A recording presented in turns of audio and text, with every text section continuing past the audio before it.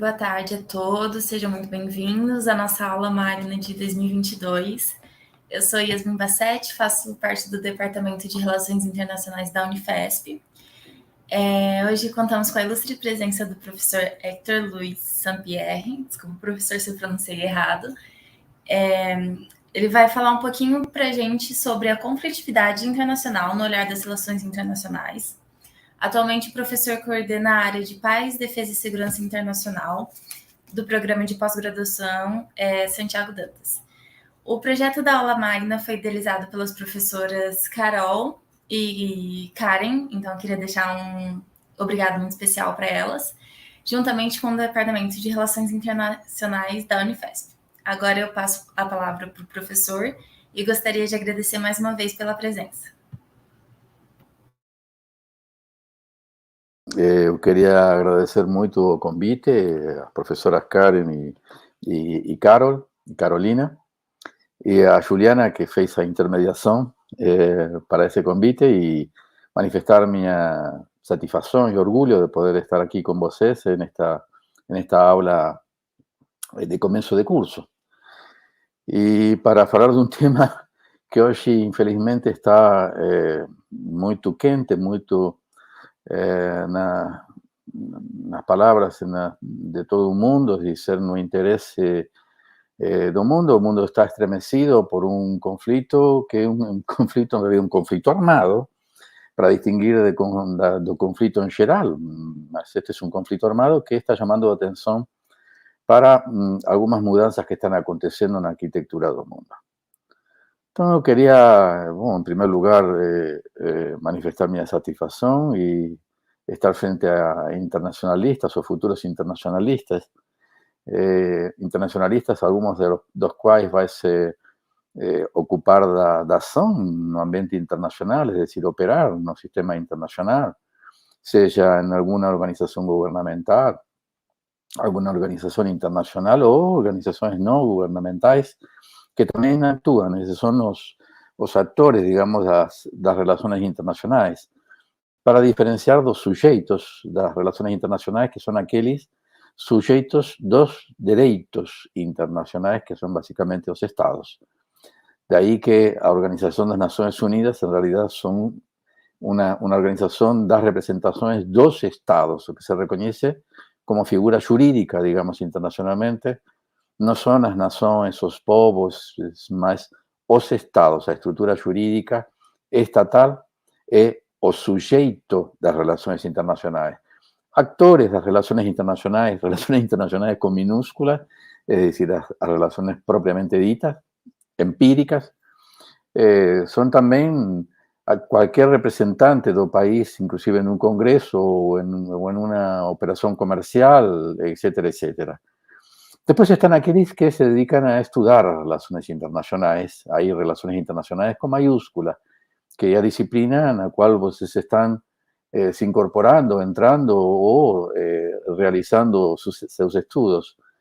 Aí eu distingo entre os estudiosos das relações internacionais, aqueles que estudam relações internacionais para operar nas relações internacionais, é decir, aprender algumas das regras das relações internacionais para atuar, seja em comércio internacional ou, no que tinha dito anteriormente, organizações governamentais ou organizações não governamentais que operam no ambiente internacional.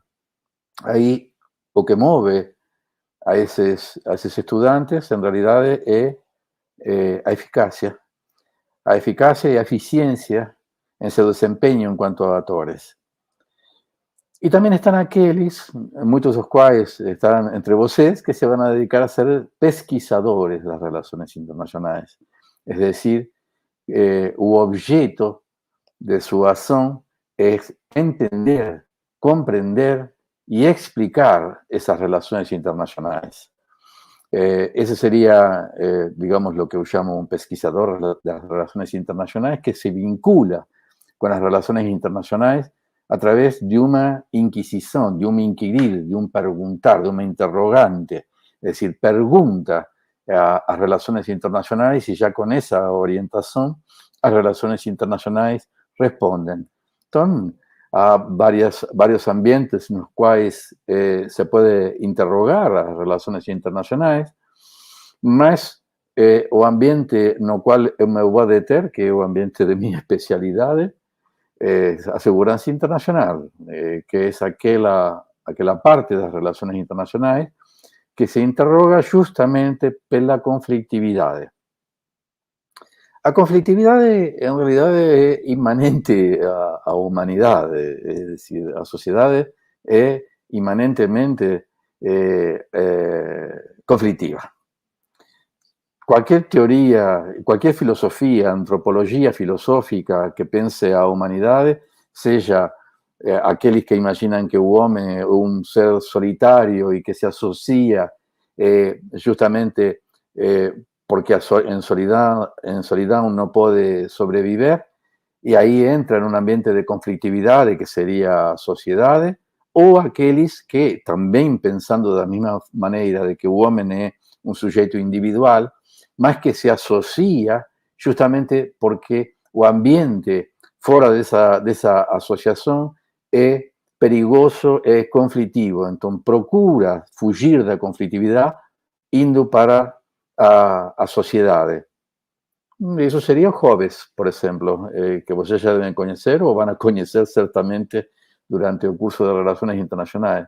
O outro seria Rousseau, que imagina que o homem é bom, mas que se associa e nessa associação se torna ruim, é decir, a conflitividade é a partir da sociedade. Outras antropologias filosóficas partem da ideia de que o homem é um ser social. Não existe o sujeito individual, sino que sempre social. Ou a unidade de análise da humanidade é social, assim como a unidade de análise da abelha é a colmeia, não é a abelha individual, que seria incompreensível, sino em uma visão da colmeia em sua relação com as outras abelhas, e as formigas também, etc, etc. Os gregos pensavam dessa maneira, é decir, de que o homem era um ser social e que não existia seres humanos fora da sociedade, o que eles chamavam da polis. Daí que o homem é um ser político, porque vive em sociedade. Mas tanto uns quanto outros, tanto aqueles que pensam que o homem é um ser individual e se associa, quanto aqueles que pensam que o homem é um ser social, as duas filosofias antropológicas têm que explicar a conflitividade, porque a conflitividade é um fenômeno dado, é decir, o ser humano é conflitivo. Mas a conflitividade não é necessariamente ruim, não é necessariamente um acontecimento ruim. A conflitividade permite emerger situações de desconforto ou de desacomodo, seja na família, é decir, quando existe uma conflitividade na família porque alguma coisa não está ajustada, e a emergência dessa conflitividade permite discutir esse desajuste para tentar resolver. Uma coisa é a conflitividade e outra coisa é a forma de como se resolvem as conflitividades. Então, a conflitividade familiar, a conflitividades sociais, conflitividades de gênero, conflitividades de identidades, conflitividades de raça, conflitividades étnicas, de classe social e conflitividade entre os estados. E mesmo, como alguns autores vão a defender, conflitividades entre as nações e os estados. É dizer, aquela fuga de uma conflitividade religiosa durante a Idade Média, que fez uma mortandade imensa na Europa, a saída dessa conflitividade foi justamente a secularização das relações sociais através do Estado-nação, é dizer, donde uma instância por cima das diferenças religiosas, uma instância jurídica de resolução de conflitos que permitia a convivência de diferentes religiões, de diferentes nações na construção dessa figura estatal. Alguns autores vão dizer que justamente esse binômio Estado-nação constitui a conflitividade da contemporaneidade.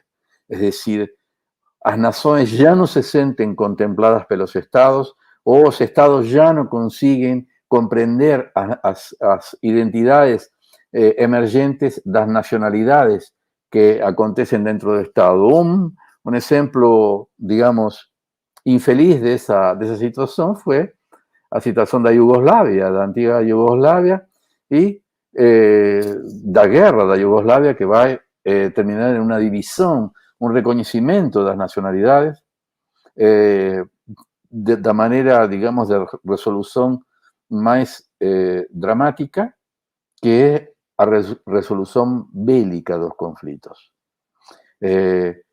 Toda esa conflictividad que tiene, digamos, una representación internacional, es decir, que atinge diferentes nacionalidades por diferencias, por lo que for, o diferentes estados en su configuración jurídica, esas conflictividades tienen resoluciones que son, algunas de las normativas.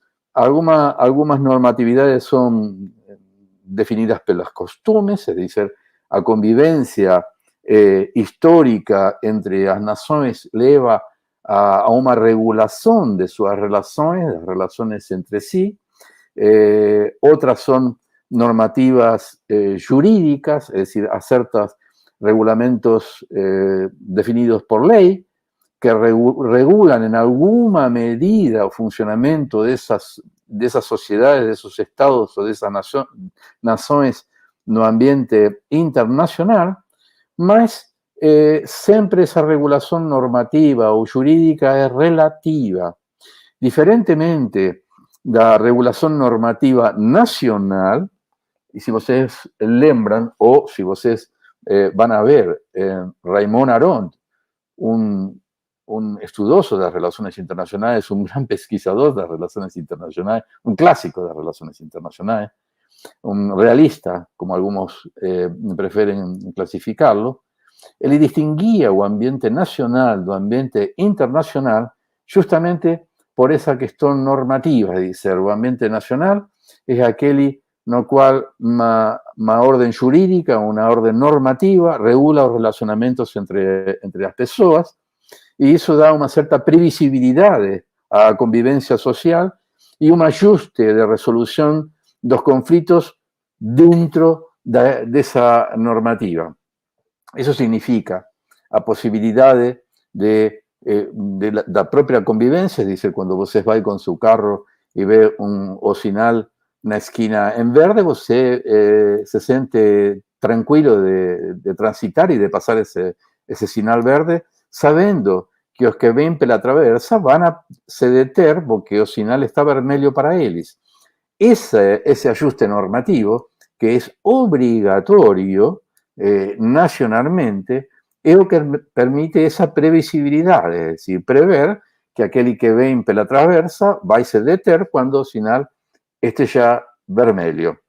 Esa normativa entonces es vinculante, es obligatoria, desde la orden constitucional hasta la orden penal, en fin, procesual, etcétera, etcétera, que resuelve, digamos, los conflictos dentro de esa normalidad jurídica. Lo que algún autor va a llamar, uno va a citar autores para no complicar aquí mi presentación, va a llamar de resolución agonística. O ambiente agonístico es aquel que se resuelve por una antecedencia o una precedencia de orden normativa sobre los comportamientos. Por ejemplo, en un juego de fútbol están definidas las reglas del juego, de manera tal de que después del juego alguien gana y alguien pierde, y aquel que perde reconoce la victoria del otro porque los dos jugaron conforme a las reglas. O, digamos, a nivel más agudo de esa normatividad agonística o resolución agonística de las diferencias, es el pleito electoral, es decir, donde diferencias políticas se resuelven electoralmente dentro de una normalidad, dentro de un ambiente agonístico, es decir, o concurrente a una ley que antecede a corrida, digamos, electoral, o juego electoral, que define las reglas del juego electoral, de manera tal de que normalmente se espera que aquel que pierde reconozca la victoria de aquel que elevó a mayoría 2 votos en una elección directa, en fin, como es en el caso brasileiro.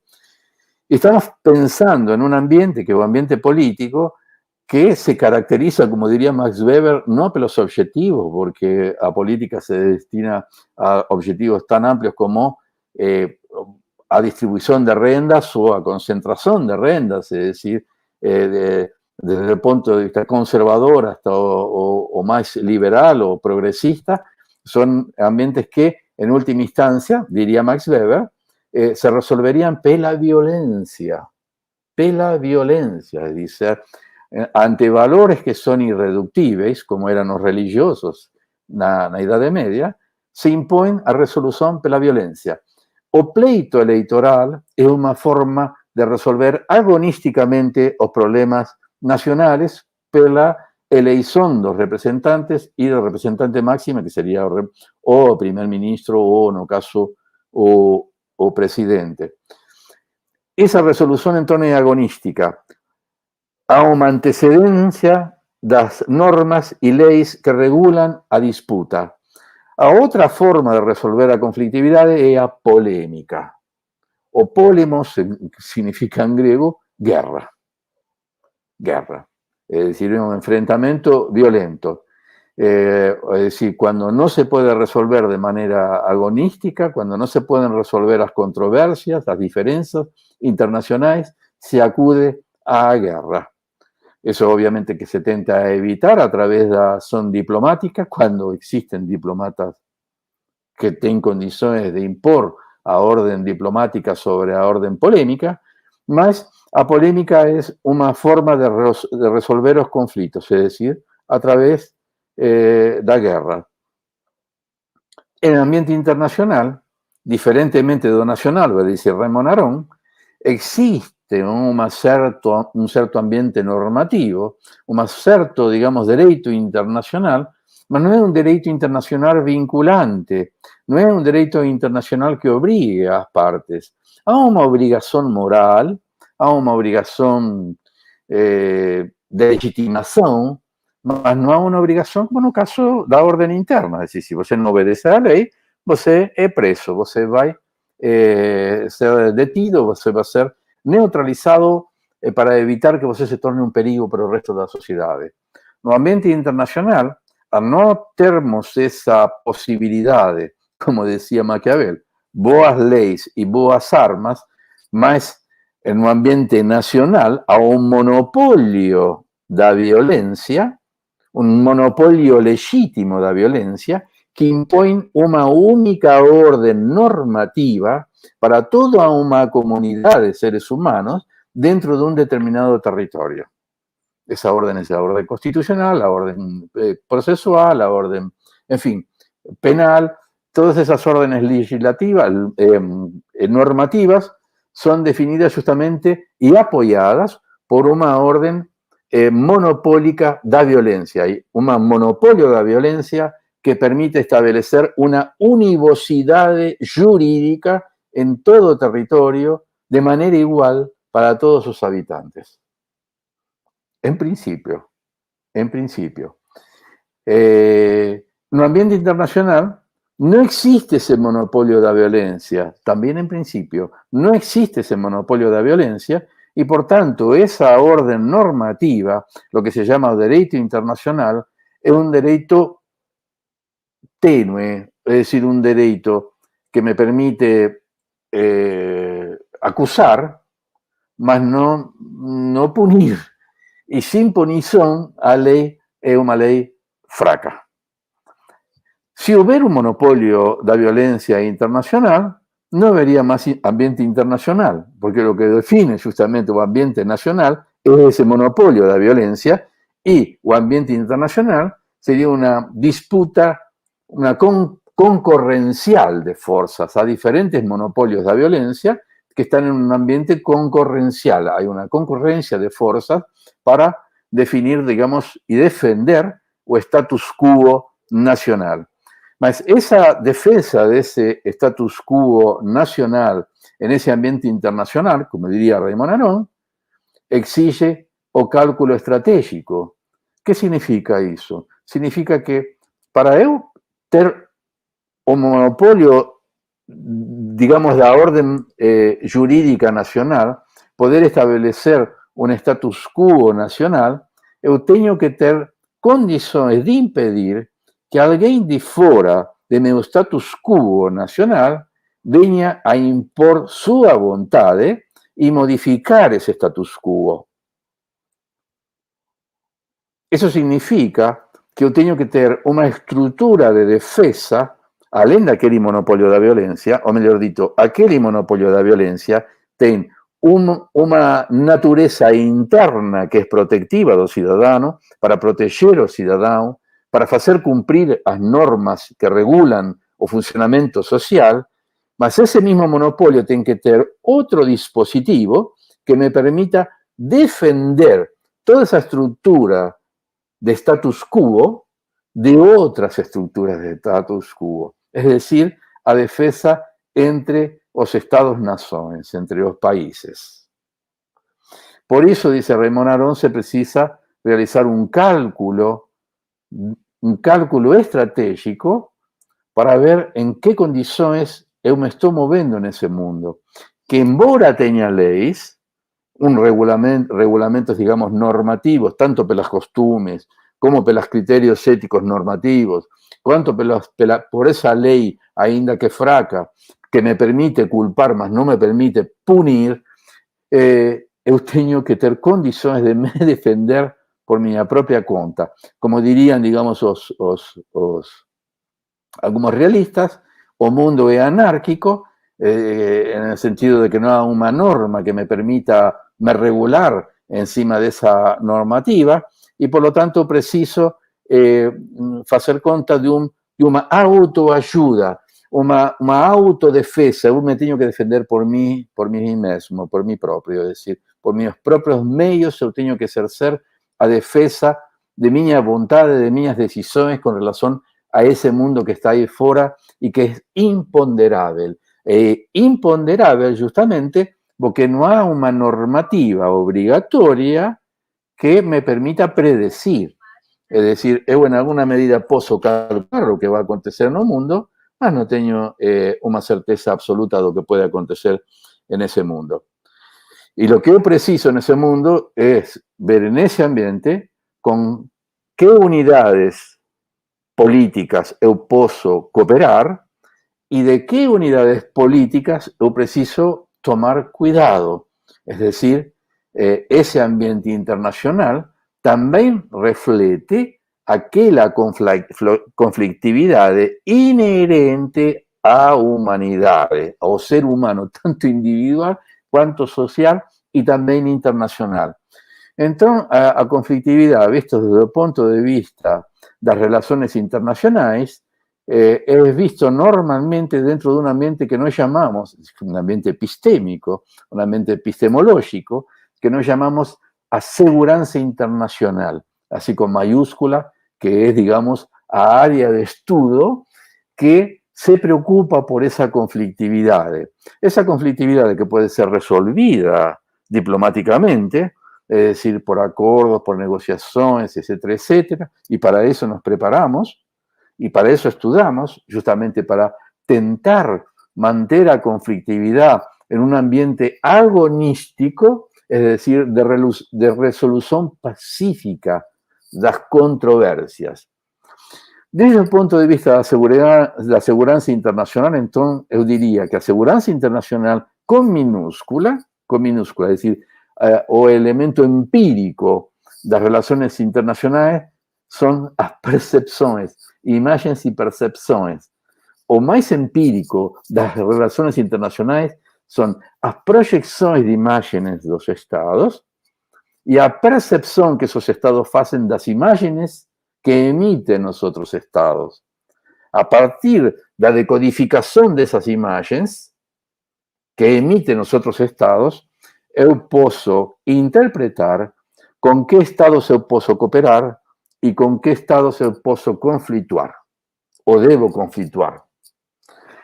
Ese plexo de relaciones, es decir, esa proyección de mi imagen en cuanto, digamos, para evitar que otras unidades políticas tengan vontade de imprimir sua vontade específica sobre meus cidadãos, sobre os cidadãos dessa unidade política, eu tenho que ter uma estrutura de defesa para me proteger. Mas eu tenho que mostrar essa imagem de potência, de capacidades de me defender, para que aquelas unidades políticas desistam de sua vontade de me imprimir seus interesses sobre os interesses dos cidadãos que vivem em minha unidade política. Então, eu tenho que projetar essa imagem, e essa projeção, esse relacionamento de projeções de imagens dessas áreas de defesa, de inteligência em quanto a percepção dessas imagens, isso constitui a segurança internacional.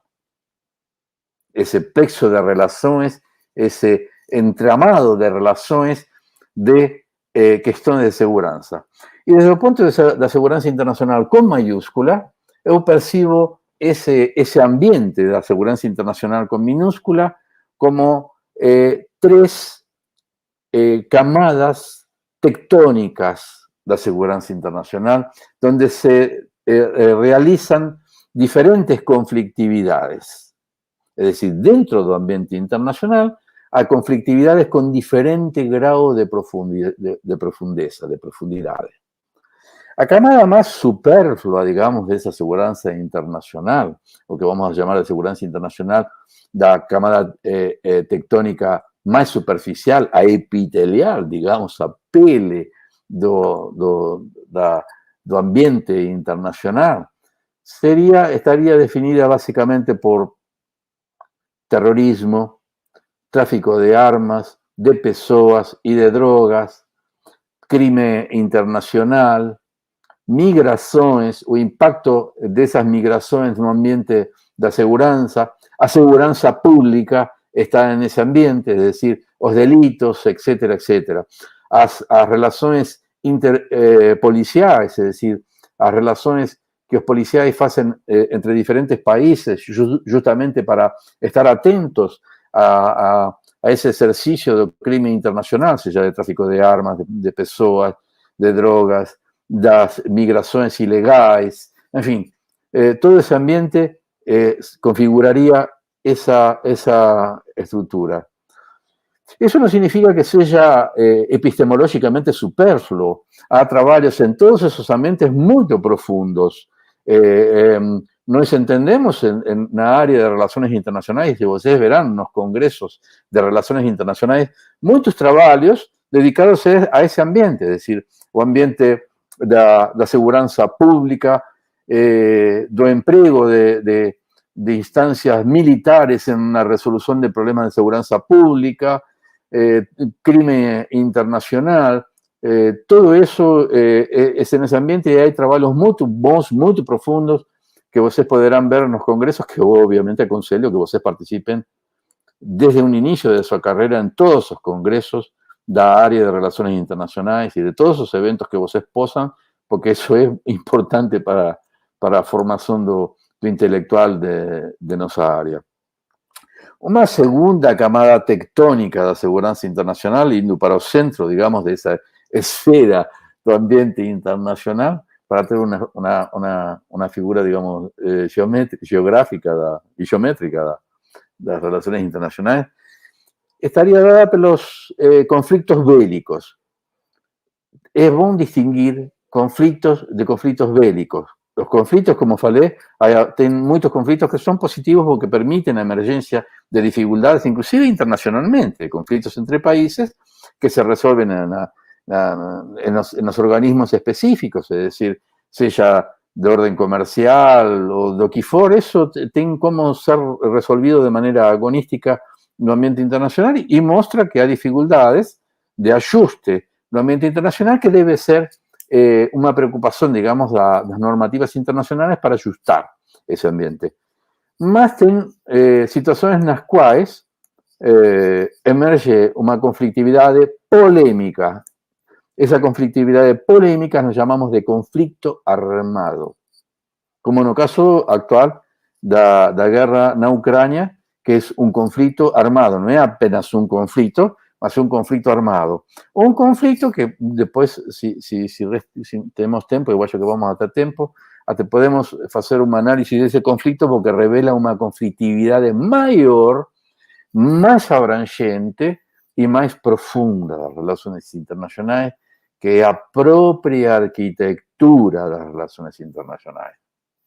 Bueno, en esa segunda camada tectónica de seguridad internacional se encuentran las guerras convencionales, guerras internas, a momentos que es muy difícil discernir si un conflicto armado es un conflicto interno o un conflicto internacional, porque los últimos conflictos, los conflictos contemporáneos, que aparentemente son conflictos internos, tienen a intervención de otros países o de otros intereses o de otras agencias externas a ese país, más que tienen interés en ese conflicto. Desde empresas de guerra que venden a mano de obra bélica, hasta los complejos industriales militares que venden o armamento. Es decir, es una de las empresas más rentosas en la actualidad, la industria de armas, inclusive OSIPRI, que es un organismo que hace medida de transferencia de armamento, de venta de armamento, está mostrando un incremento muy grande en este año de venta de armamentos del 2022 con relación a 2021, ya a un salto muy grande.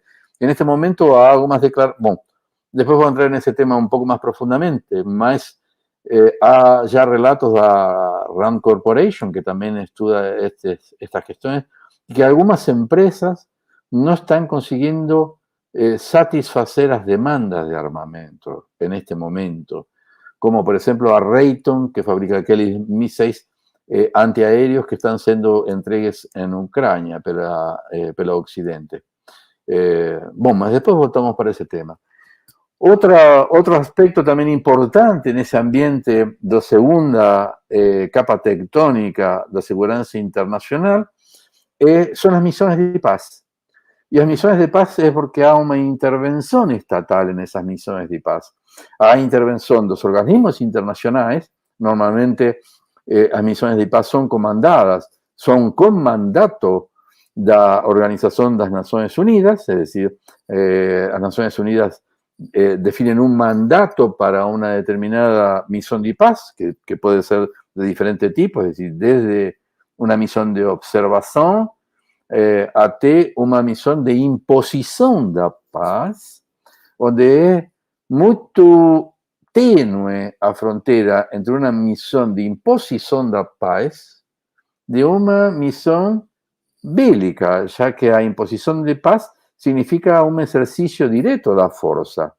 Y no ya tivemos operativos, eso se llama capítulo 7, como ustedes ya verán más a frente. O nós já tivemos ações da ONU, de mandatos da ONU, definidos como missões de paz, mas que tinham inimigo definido. E, teoricamente, o capítulo 7 fala de uma neutralidade, e uma neutralidade significa a não definição de enemizade. Es decir, cuando yo defino un enemigo, estoy definiendo un lado de un posicionamiento bélico, es decir, yo voy a combatir a alguien, por lo tanto, yo estoy tomando posición con relación a una de las partes beligerantes. La operación No Congo, comandada por Santos Cruz, o General Santos Cruz, fue justamente aparentemente, no es que exista, más es un nuevo capítulo donde la misión define un enemigo. Y ahí ya da impresión de una injerencia militar por parte de la ONU con relación a un posicionamiento en relación a una parte.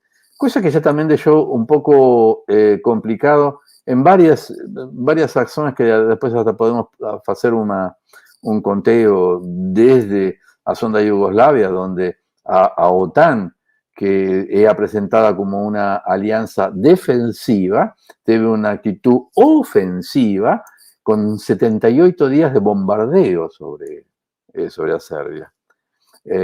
Eso significa una actitud ofensiva en la cual se creó una nueva misión para una alianza que en principio era una alianza defensiva con relación a otra alianza que se llamaba Pacto de Varsovia durante la Guerra Fría. La Guerra Fría fue un periodo, digamos, donde no hubo conflicto entre potencias, más que el mundo esteve dividido en una bipolaridad, es decir, dos arranjos de fuerza, dos concentraciones dos arranjos de fuerza, una en la Unión Soviética y otra, digamos, en Europa, lo que se llamó, digamos, Alianza Atlántica, que sería Europa, Estados Unidos y Canadá,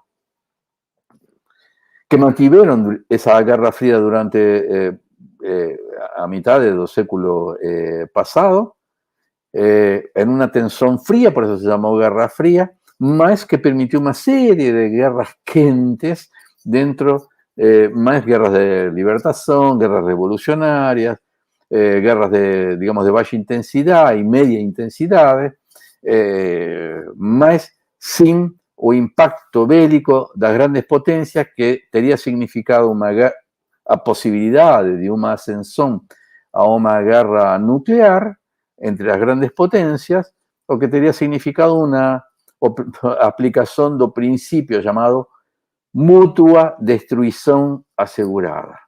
Es decir, a posibilidad de una guerra nuclear. Naquele momento, y mucho más hoy, significaría a posibilidad de una mutua destruición asegurada. Es decir, o fin da humanidad. Eso significaría la posibilidad de un ascenso a los extremos, no caso de una guerra nuclear, termonuclear, en fin, con esas consecuencias. Esa sería, entonces, a segunda camada tectónica da segurança internacional, indo para o centro da segurança internacional, que intervém, digamos, as guerras convencionales, guerras revolucionarias, guerras de libertación, as guerras anticoloniais, todas esas guerras e as missões de paz, como estaba comentando, hacen parte de ese ambiente donde ya un ejercicio de ejércitos regulares, ejércitos irregulares, participación de estados, muchas veces participaciones de potencias, de grandes potencias, sea para suministro de armamentos o por el ejercicio directo o por lo que se llama proxy, es decir, guerras por procuración, es decir, hoy todas las grandes potencias tienen sus grupos terroristas, entre aspas, que funcionan en esas guerras, digamos, de ese ambiente intermediario que llamo a segunda camada tectónica, desde guerras internacionales hasta guerras. Y la última camada, o la tercera camada más profunda, tectónica, que es donde a grandes potencias meden sus estaturas estratégicas. Eso es donde se realizan aquellos arranjos de fuerza que estaba diciendo, aquellas estructuraciones da fuerza global, mundial, donde se arregimentan polarmente las fuerzas. Hubo un periodo en el cual se falaba de una unipolaridad que fue después do fin da Guerra Fría. Es decir, con el colapso de la Unión Soviética, a disolución de la Unión Soviética y a disolución do Pacto de Varsovia, llevó a algunos autores a falar do fin da historia, porque era o triunfo do capitalismo y da democracia, y por tanto da o fin da conflictividad. Esqueceron que a conflictividad es inmanente a humanidad y por tanto a conflictividad continúa y continuó, es decir, durante todo ese periodo en el cual se falaba de monopolaridad, o cual es un absurdo conceptual y un absurdo histórico, en fin. Es decir, o Raymond Aron fala justamente que a polaridad puede ser o multipolar o bipolar. a bipolaridade e a máxima concentração de força. Não existe uma concentração de força monopolar, porque o próprio exercício da força revela un otro que da sentido a esa fuerza y que es la referencia de esa fuerza. Si no hubiera otra fuerza que se opone, no tendría sentido de tener una unidad de fuerza. Luego no existe la idea de unipolaridad. Esa fue una idea para sustituir el concepto de imperialismo o otros conceptos tidos como más ideológicos que los de monopolaridad, que también es un concepto obviamente ideológico, para disolver la idea de conflictividades que ainda permanecían en el mundo. Y permanecieron en un ambiente de conflictividad. En ningún momento no hubo un día sin guerra en el mundo. Un día sin guerra en el mundo. O en ese ambiente, entonces, la tercera camada tectónica de seguridad internacional es donde se constata la presencia de las grandes potencias y su capacidad de regimentar fuerzas, de aproximar fuerzas por, digamos, un efecto gravitacional, reunir fuerzas que serían lo que dan a configuración arquitectónica do mundo. Eu falei no comienzo de una conflictividad que estaba, que se tornaba visible a partir de la guerra de Ucrania. La guerra de Ucrania es una guerra, en principio es una guerra de la segunda camada tectónica, es o que Rusia llama una operación militar especial, podríamos claramente caracterizarla como una invasión que es condenable desde el punto de vista de la ONU. La ONU ya no juzga guerras justas o injustas como podría ser en el medioevo o como podría ser en otras instancias. Es decir, se considera que no es posible definir a justicia en una guerra. Donde tienen dos beligerantes es imposible definir quién está con una causa justa. Para no entrar en esa cuestión de justicia de una causa, hay dos posibilidades de lo que a ONU considera legitimidad y ilegitimidad, o justicia o injusticia. Todos los países tienen derecho a defensa. Por eso, los países tienen fuerzas armadas, para poder se defender de otras potencias, de otros países que quieran impor sus criterios, sus intereses a aquel status quo normativo que teníamos hablado en el comienzo. Para eso tienen estructuras de defensa, que normalmente son ejército, marina, aeronáutica, otros tienen otras formas, otras organizaciones de la fuerza, mas en fin, en última instancia, todos tienen derecho a se defender. Mas ninguém tem direito a invadir. Ninguém tem direito a invadir otro país. Y eso es condenable.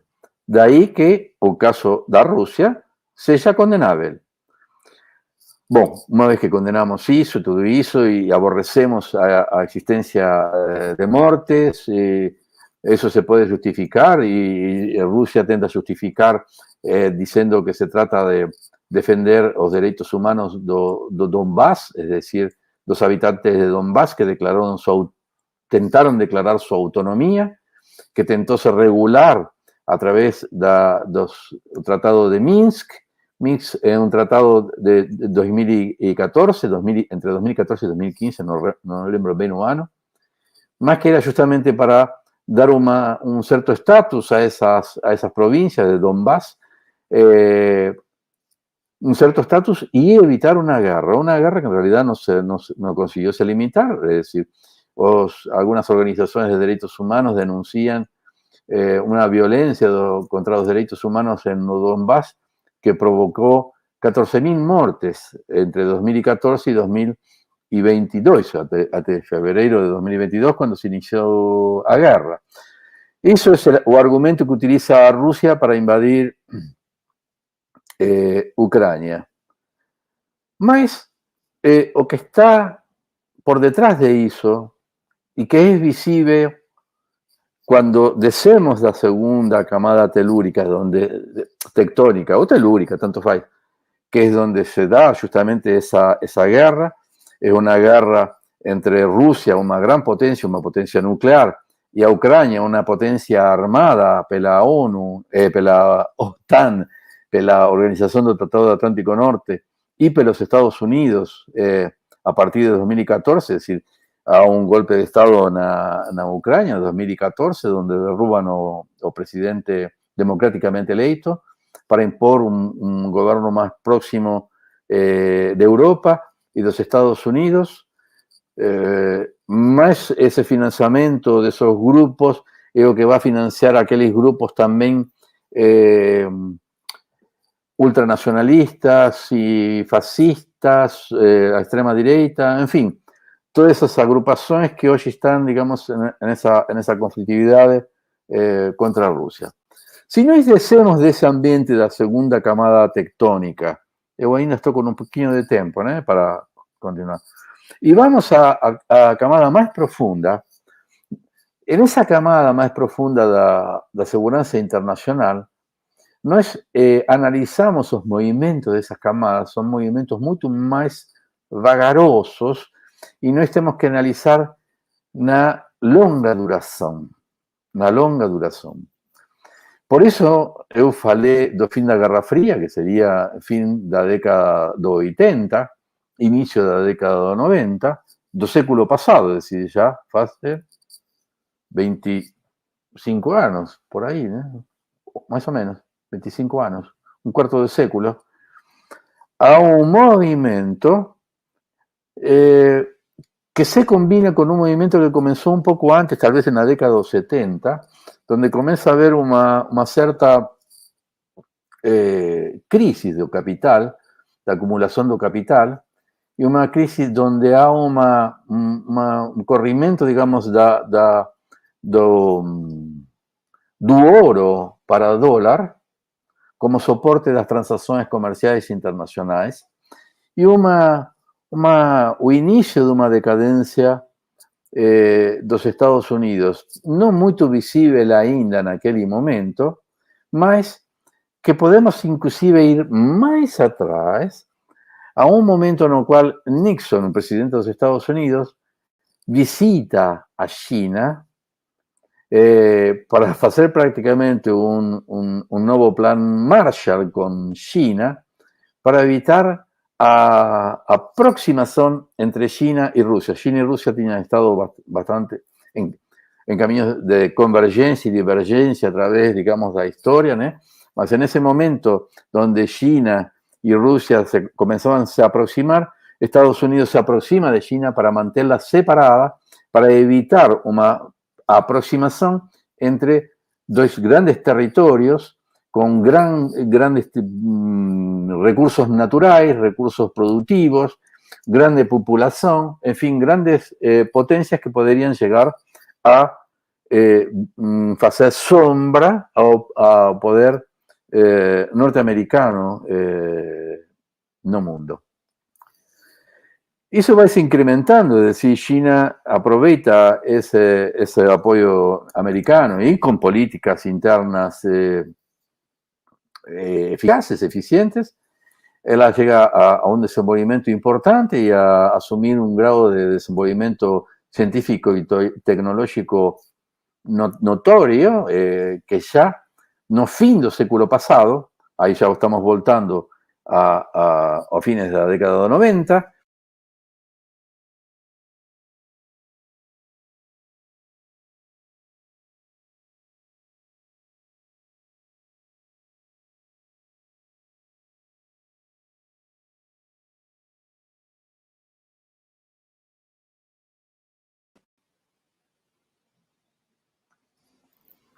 ¿aló? ¿Estoy ligado? ¿Tiene alguien que me diga si...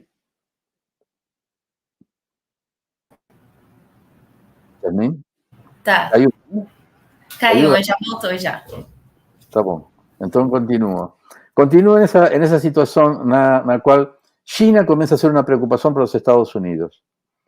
L'inizio del século, da nova era, do novo millennio, do século XXI, no inicio mesmo, China es considerado o objetivo estratégico especial dos Estados Unidos, es decir, Estados Unidos ya desconsidera a Rusia, que estaba en una crisis económica, social, política muy grande, es decir, ya no era Unión Soviética, era Rusia, en una crisis caía 50% o Producto Interno Bruto da Rusia.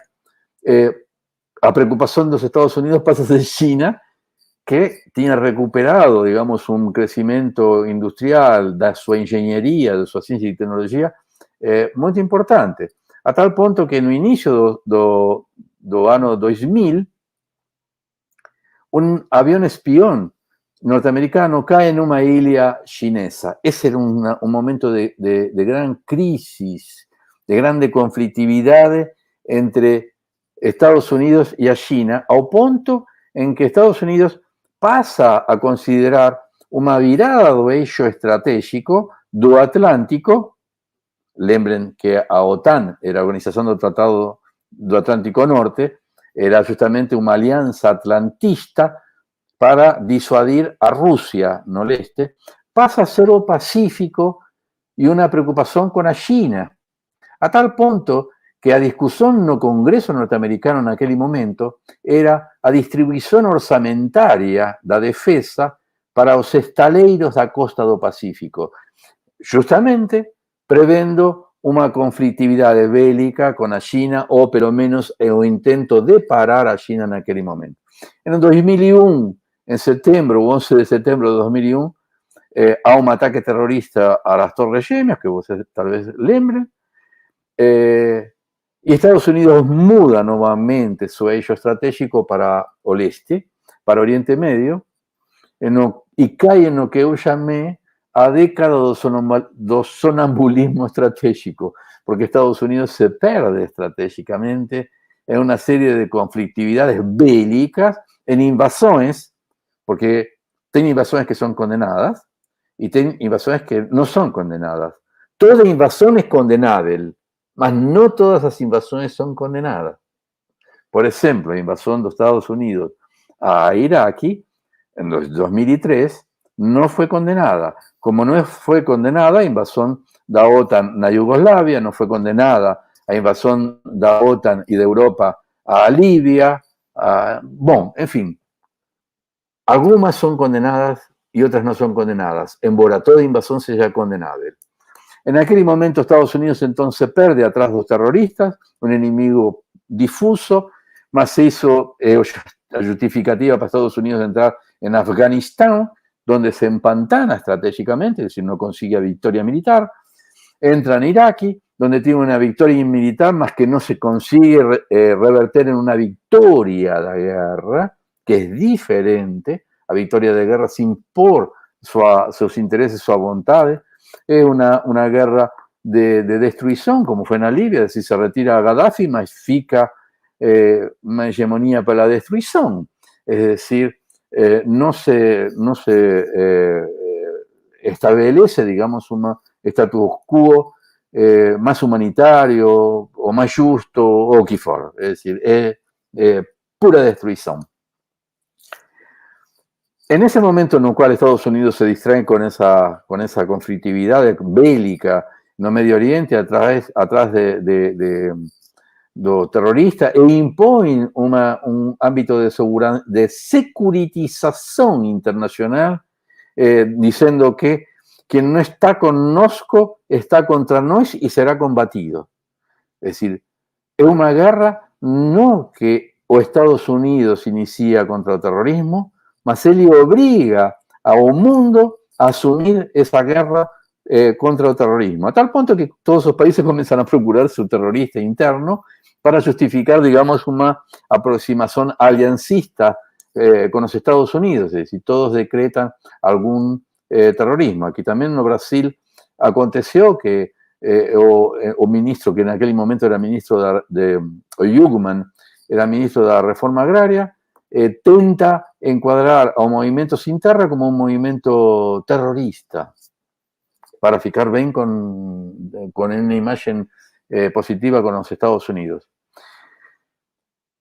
Todo eso va mostrando una cierta decadencia de los Estados Unidos, en la cual a China va desenvolviendo su capacidad a un crecimiento galopante de 8 a 10% del Producto Interno Bruto anual. Eso es una exageración de crecimiento. Retira cantidades millonarias de seres humanos de la miseria para crear una clase media, un mercado interno de consumo en la China robusto,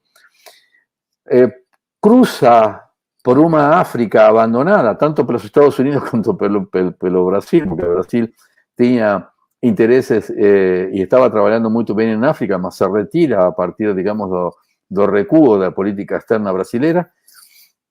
África va avanzando, China va avanzando por la África, construyendo infraestructura, inclusive institucionalidad, instituciones, predios institucionales, portos militares, aporta para una brigada centroafricana de misiones de paz, aporta, si no me equivoco, 60 millones de dólares para esa brigada, es decir, va creando instituciones y llega a Atlántico Sur, un Atlántico Sur por lo cual pasa alrededor de 80% de los intereses chineses, es decir, tanto de venta cuanto de insumos para su producción, y por lo cual Inglaterra y la OTAN, junto con Inglaterra, tentan fechar ese Atlántico Sur a través de las Malvinas, a Sandwich y varias islas que forman prácticamente un cordón de fechamento insular do Atlántico Sur, que es un desplazamiento geoestratégico.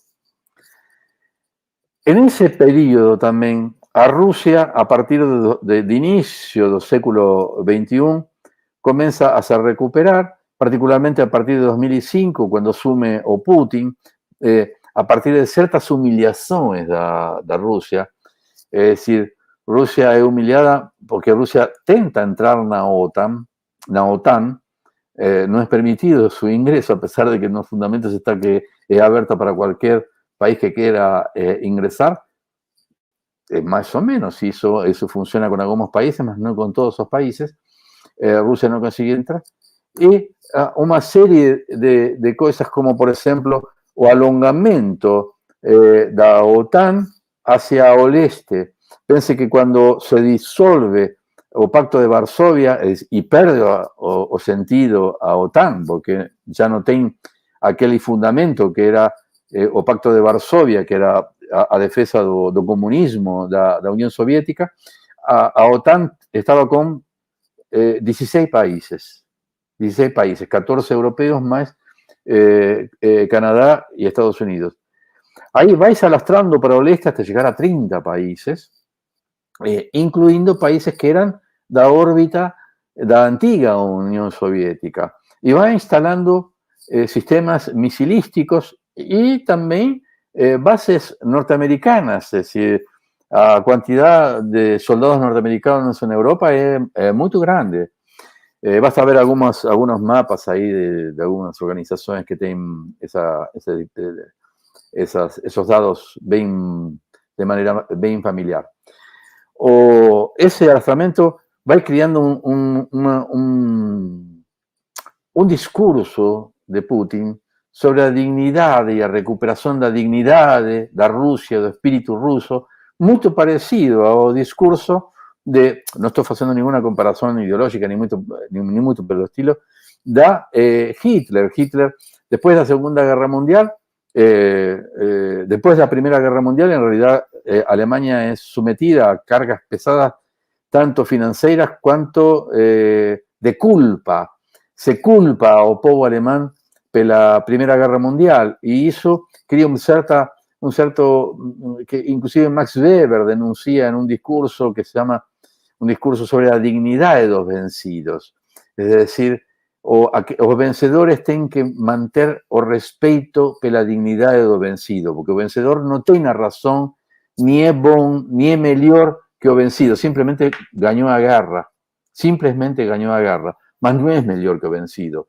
Por tanto, debe mantener a dignidad do vencido para no criar un ciclo de venganza, o como se llama también, o ovo da serpente.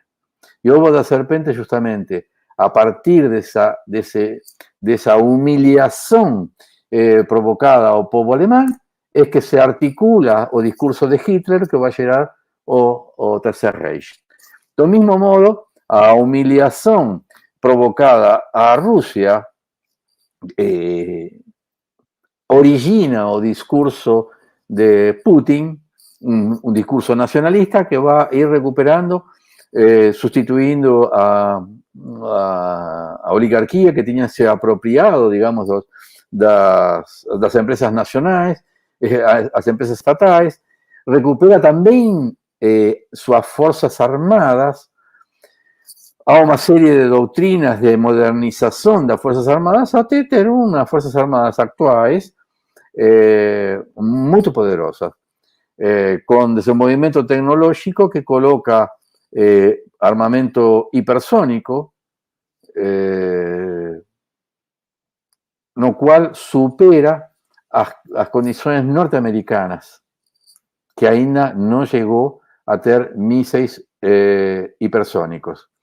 Y los hipersónicos significa que tienen 10 veces la velocidad de un misil normal. Puede llegar a 10 veces más e inclusive tener un direccionamiento, es decir, los misiles, los misiles intercontinentales o transcontinentales son misiles que se disparan y tienen una única dirección hacia un alvo y no puede ser mudada esa dirección. Entonces, se presenta como un algo fácil para la defensa antimisilística, porque se calcula la trayectoria y se puede destruir no propio voo. Estos misiles hipersónicos también son planeadores de alta altura, de altísima altura, que pueden mudar de dirección durante la trayectoria y ganar de esa forma a defensa antiaérea, antimisilística, mejor dicho, do adversario. Y llegando perto do alvo, puede disparar hasta varios salvos, es decir, disparar armamento nuclear, es decir, bombas nucleares para diferentes albos, diferentes objetivos misilísticos. Esa situación de deterioro, digamos, por un lado, de declinio del imperio americano, de emergencia del imperio chinés con un desempeño comercial muy agresivo, llegando a América Latina, a Europa. Europa tiene dependencia tecnológica da China y dependencia energética da Rusia. A posibilidad, entonces, de una aproximación contemporánea entre China y Rusia, como fue o acuerdo asignado entre Xi Jinping y Putin, es decir, el líder chinés y el líder ruso, durante las Olimpiadas de invierno en Pekín, fue un documento en el cual establecen una amistad muy profunda y proponen una nueva arquitectura global, una arquitectura multilateral, a partir de multilateralismos que procuren a paz y una arquitectura de seguridad que garantice a paz mundial. Y el centro de esa arquitectura es un principio que ya está establecido por Europa, mas que no es llevado a cabo, que es el principio da indivisibilidade da segurança. ¿Qué significa indivisibilidade da segurança? Que a segurança de una unidad política, de un país, es vinculada a aseguranza de todos. Eso significa que mi aseguranza, meu diseño para garantizar mi aseguranza no puede colocar en riesgo a percepción de seguranza de mi vecino.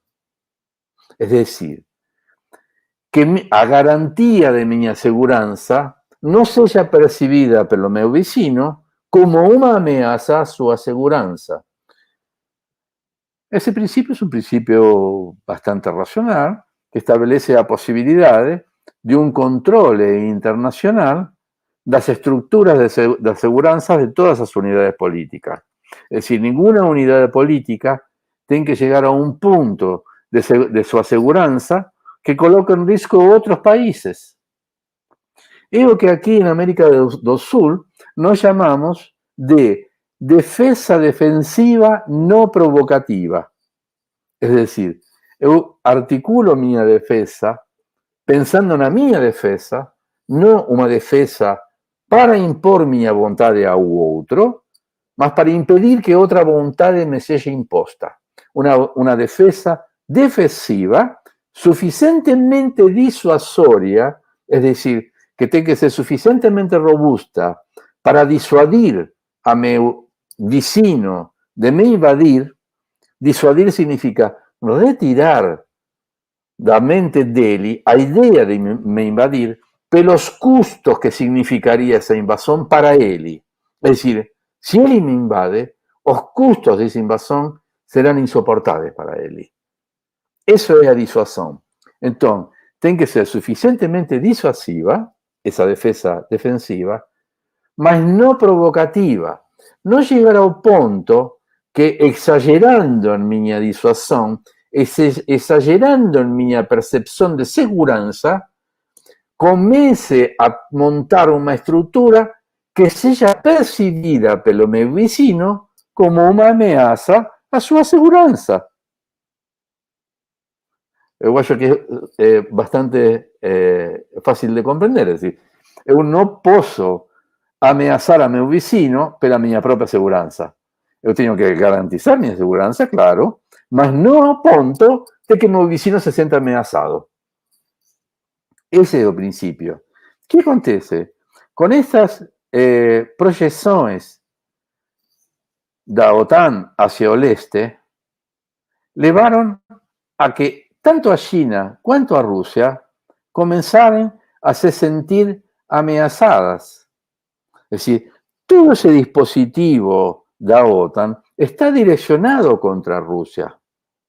Son misiles dirigidos objetivamente a Moscú. Entonces, llega un punto en el cual aquella aseguranza que requiere Europa o Estados Unidos a través de Europa, porque en última instancia toda esa estructura de OTAN es funcional a los designios de los Estados Unidos en Europa. Para Estados Unidos es tranquila la idea de pensar una guerra en Europa, que puede desgastar a Europa, mas que va a desgastar también a Rusia y eventualmente a China. China también se está sintiendo bloqueada, cercada, no mar de China, por Australia, por Japón, en fin, y por una serie de ejercicios militares que se están realizando y que no pueden tener otro objetivo que no sea China y Rusia. O sea, que a garantía de la seguridad europea coloca en riesgo a seguridad de los Estados Unidos, disculpen, de Rusia y de China. Hizo tal vez para bloquear tanto a China y a Rusia, específicamente a China, porque en un mundo pacífico, tal vez Estados Unidos no tenga condiciones de concorrer comercialmente con la China. No apenas comercialmente en bugigangas, como se puede imaginar de China, más en área de informática, de alta tecnología, de tecnología sensible, como es la tecnología de comunicación, como es o famoso 5G, que significa un pool generacional de comunicaciones que envolvería a toda Europa y ao mundo, no cual a China teria primacía, y esa primacía es percibida por los Estados Unidos como una amenaza comercial a los intereses de los Estados Unidos. Es decir, los Estados Unidos tienen intereses que son planetarios y por tanto cualquier procura de interés de algún país, si consigue defenderse sus intereses, es contra los intereses de los Estados Unidos. Entonces, lo que está no fundo de esta conflictividad internacional, una longa duración y que está emergiendo en estos últimos 20 años y de manera dramática en los últimos 5 años, es decir, diríamos a partir de 2014, donde ya fica claro, podría ser 2008 por Georgia, donde a OTAN pretende que a Georgia entre la Organización del Tratado del Atlántico Norte, lo cual para Rusia era insoportable desde el punto de vista existencial. Fue declarado, fue anunciado en 2005 en Múnich, en una conferencia de Múnich por Putin, de manera muy clara. No aceitaremos el ingreso de Georgia a OTAN, porque eso significaría la posibilidad de bases americanas y de misilísticas a pocos kilómetros. Pocos kilómetros se miden en tiempos. Sería un misil en Ucrania, está a 6, 7 minutos de Moscú, lo que dificultaría cualquier posibilidad de defensa de la Rusia. Si ese misil es un misil hipersónico, que Estados Unidos está atrás de esa tecnología, un misil demoraría 4 minutos en llegar a Moscú, lanzado desde Ucrania, o que sería absolutamente imposible una defensa por parte de Rusia, lo que es percibido por la Rusia como una amenaza a su propia existencia. Entonces, básicamente eso es lo que yo quería hablar, voy a decir que me extendí demais. Há uma conflitividade, uma grande conflitividade no mundo, vocês terão muito trabalho, porque o futuro será infelizmente rico de conflictividade para ser analisada, disolvida en intentos de ser resolvida en ámbitos agonísticos, es decir, diplomáticos. En un momento en que nos vemos que los diplomatas, cuando una de las partes beligerantes, el ministro de Relaciones Exteriores ruso, fue a hablar en la ONU, los diplomatas europeos se retiran y muestran eso como una victoria, cuando eso es un fracaso de la diplomacia. Los diplomatas tenían que estar trabajando dioturnamente para obligar a las partes beligerantes a se sentar en la mesa y negociar una solución negociada, pacífica, de esa conflitividad. Bom, enfim, muito obrigado. A gente que agradece, professor, por essa aula incrível. Eu vou ler 2 perguntinhas que surgiram aqui no chat. Uma do Mário Jorge. Neste mundo anárquico, não há um monopólio da violência, justamente porque existe o dilema da segurança? En parte sí, Mario Jorge, y en parte porque en realidad yo duvido de esa anarquía. Para mí un mundo es un mundo dependiente, jerárquico, além de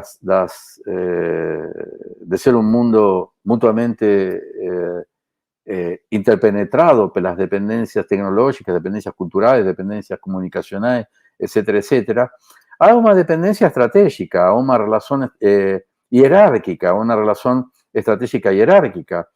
Sería utópico imaginar, por ejemplo, que Brasil puede decidir lo que él quiera en un mundo.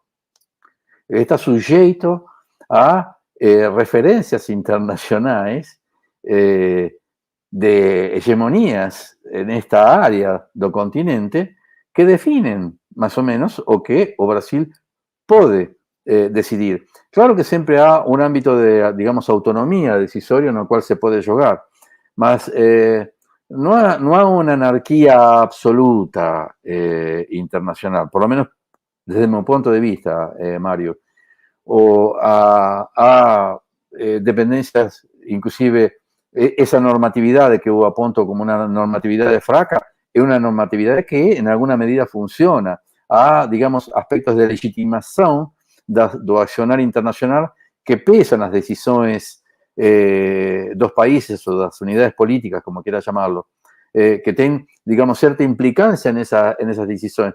Y después, as dependencias económicas, culturales, epistemológicas, nuestra élite intelectual también es una élite colonial que depende das estructuras nociológicas das metrópolis.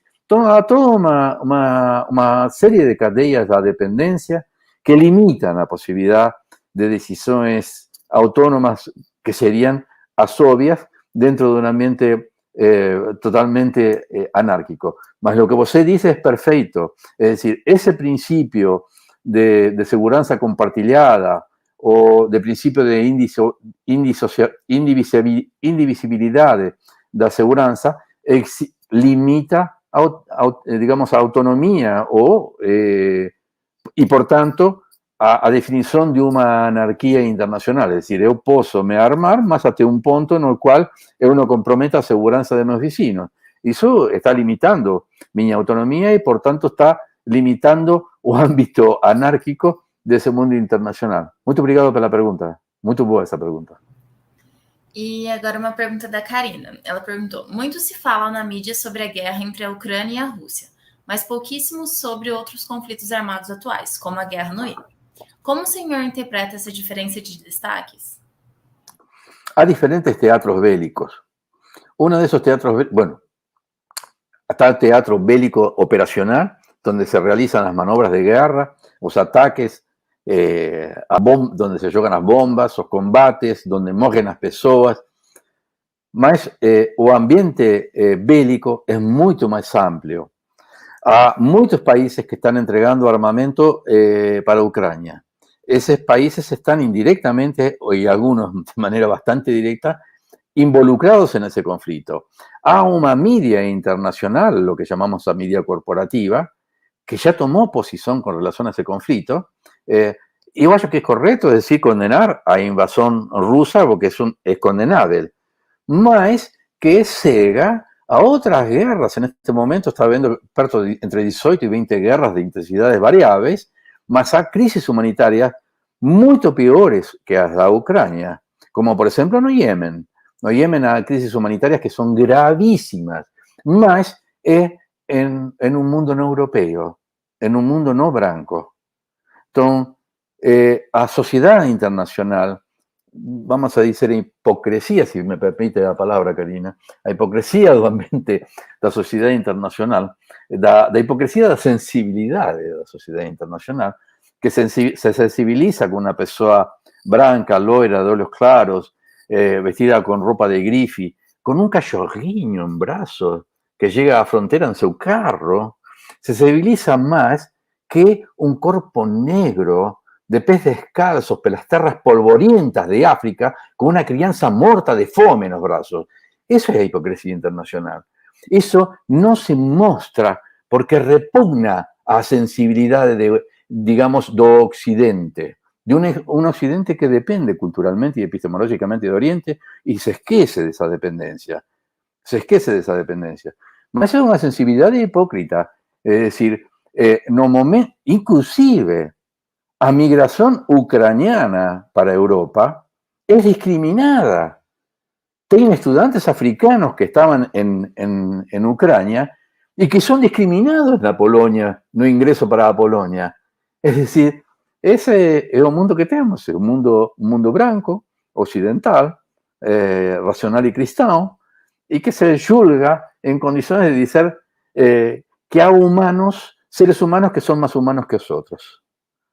Es decir, cuerpos negros son menos humanos que los cuerpos blancos.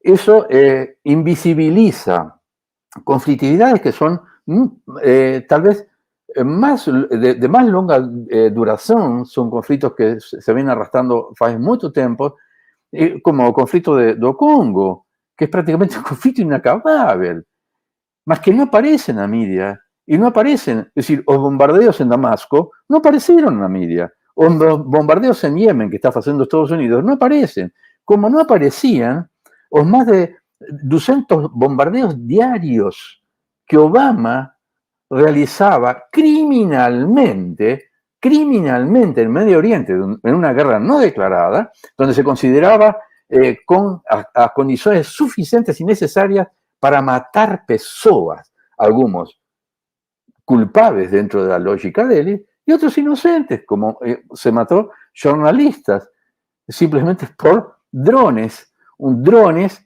que neutraliza la sensibilidad del disparador. Es decir, eu estou en una sala con ar-condicionado, no sento cheiro do medo, das feces, dos combates.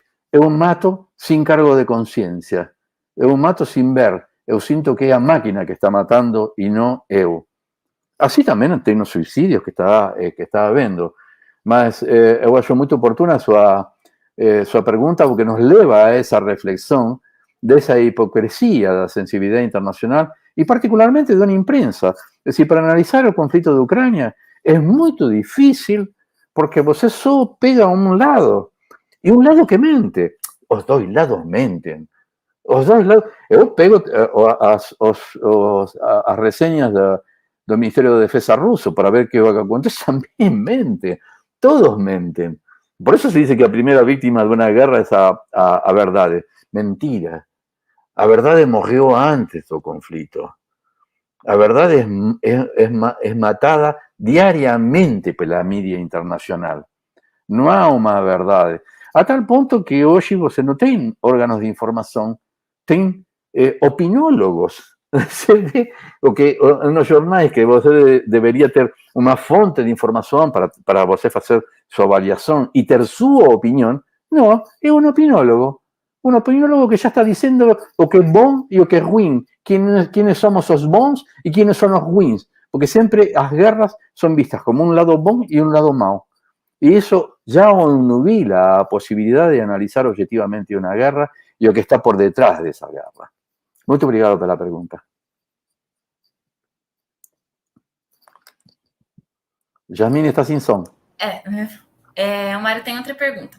Ele perguntou, professor, as possíveis entradas de Finlândia e Suécia na OTAN representam o fim definitivo da indivisibilidade da segurança? En realidad nunca hubo mucho esa indivisibilidad de la seguridad, de la proyección justamente de Europa sobre el este. O que sí puede ascender un degrado en esta conflictividad, Mario Jorge. En las primeras noticias en las cuales se faló de la posibilidad de ingreso de esas dos neutralidades, lo que se llamaba finlandización, lo que se estaba proponiendo justamente a finlandización de Ucrania, que sería esa neutralidad entre un lado y otro. Antes era entre el Pacto de Varsovia y a OTAN. Suecia se mantiene justamente en esa neutralidad, en lo que yo llamo estrategia de resistencia disuasoria, es decir, resistir a tanto a invasión del Pacto de Varsovia cuanto a invasión de la OTAN, no impedir, porque no tenían condiciones bélicas de impedir a OTAN o Pacto de Varsovia, más tenían capacidades de empantanar por más de 48 horas tanto a OTAN cuanto a Pacto de Varsovia en su tránsito por la Suecia.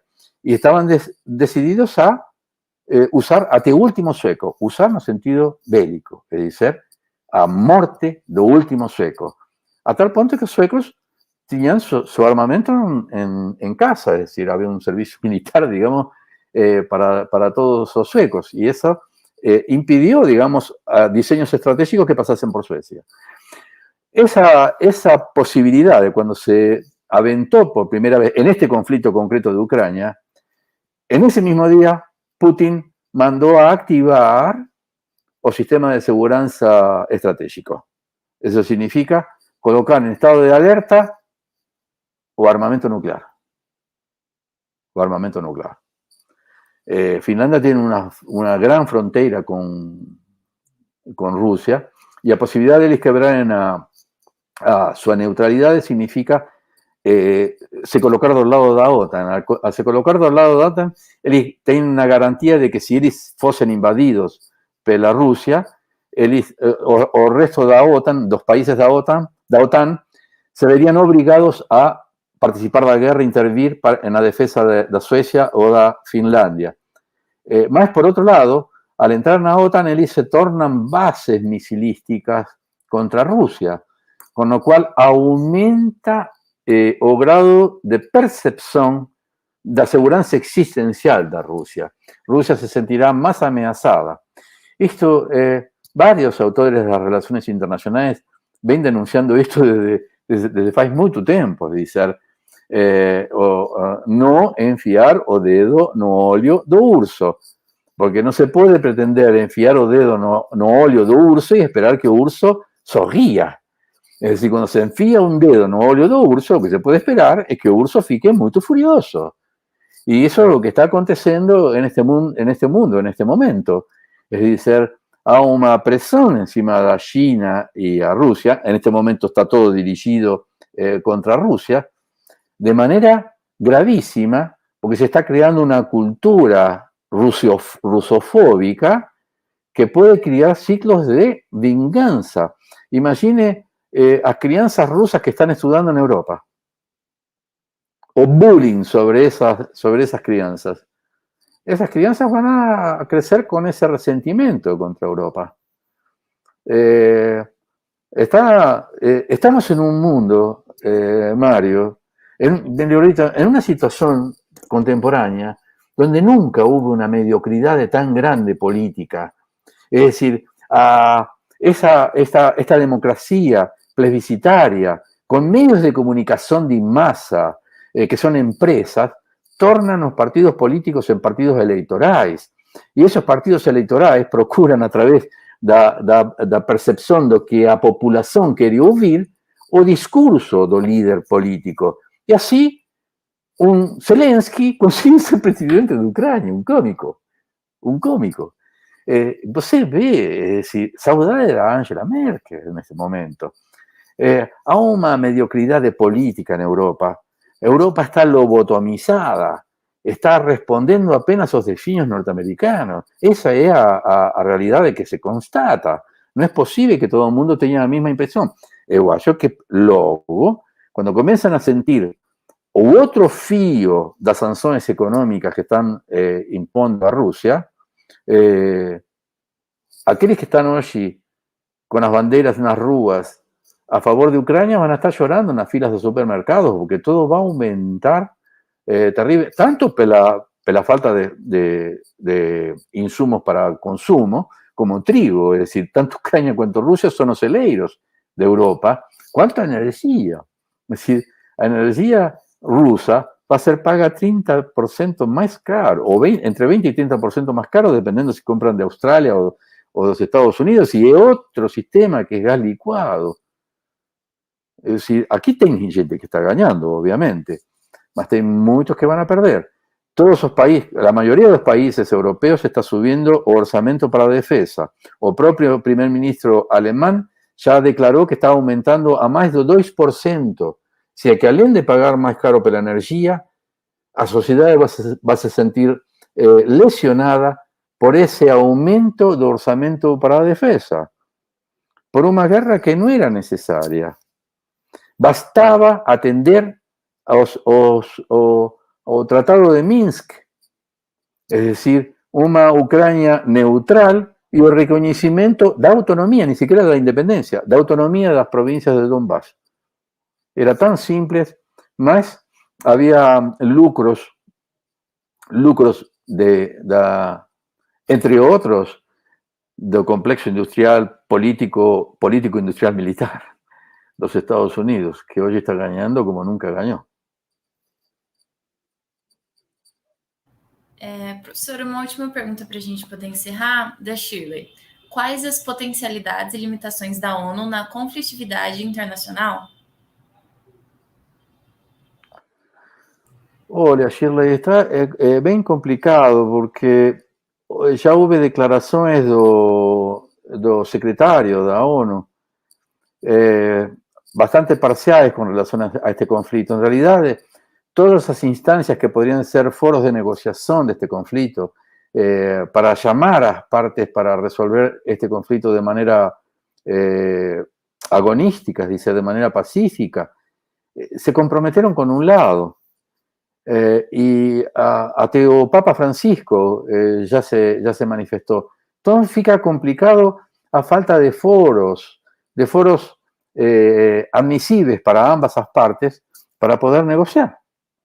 Mesmo porque o presidente ucraniano no pode negociar. No dejan ele negociar. No van a dejar ele negociar. Esta guerra es interesante, sí, porque es una guerra que hoy está claro, embora eu já tinha dito isso en algunos artículos hace bastante tiempo, hoy está claro porque el propio Estados Unidos está declarando que el objetivo no es Ucrania, es desgastar, sangrar a Rusia. Sangrar a Rusia para isolar China y poder mantener a China en su lugar.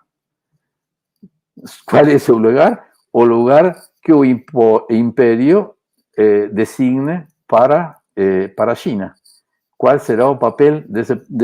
Es decir, lo que está en juego en este momento es podemos pensar un mundo multilateral, multipolar, donde se discutan internacionalmente los conflictos de manera pacífica, donde se pueda comerciar libremente con libertad de mercado, etcétera, etcétera.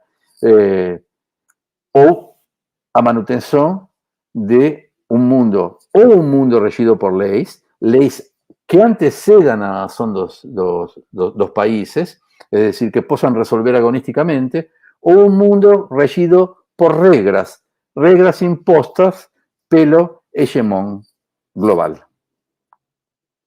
A ONU tem pouco espaço. A ONU praticamente ficou impotencializada na invasão de Iraque. Aquela invasão de Iraque, que não foi condenada, a não condenação daquela invasão decretou a impotência da ONU. Mas com um Conselho de Segurança aristocrático, esse oligárquico, onde tem 5 potências que podem obstruir qualquer decisão. Então, é uma sociedade internacional nada democrática, uma organização, a ONU é uma organização nada democrática, é uma organização regida por 5 potências que são permanentes e que têm direito a veto en las decisiones más importantes, que serían las de a camada telúrica más profunda de seguridad internacional. Entonces, yo creo que a ONU no es como países débiles, países fracos. Tenemos que luchar para mantener una ONU actuante, para tener leyes, porque los fuertes no precisan de leyes. Los que precisamos de leyes somos los fracos. Os fortes impõem seus intereses, seus desejos a los demás. Nós, os fracos, es que necesitamos un mundo regido por leyes. Jasmine, eu queria agradecer novamente à comissão organizadora, a todos vocês, a sua modulação aqui excelente, a todos vocês e a Universidade Federal de São Paulo por haberme aberto este espaço. Eu fico muito honrado. A gente que agradece, professor, foi uma aula assim, muito rica, e eu acho muito importante nesse momento a gente aplicar esses conceitos que o senhor falou, além do mundo europeu, principalmente nesse momento que estourou a guerra lá, e que parece que várias pessoas viraram formadas em RI nas mídias sociais e começaram a divulgar a informação. Então, acho muito importante essa informação baseada no estudo que o senhor ofereceu para a gente. Então, muito obrigada novamente. Obrigado por sua palavra. E para quem está assistindo, não se esqueçam de se inscrever e curtir o canal do DERE, porque no dia 4 e no dia 6 teremos mais 2 dias de diálogo sobre a extensão e pesquisa do nosso curso na Unifesp. Muito obrigada, professor, novamente. Boa noite. Obrigado a todos. Boa noite a todos.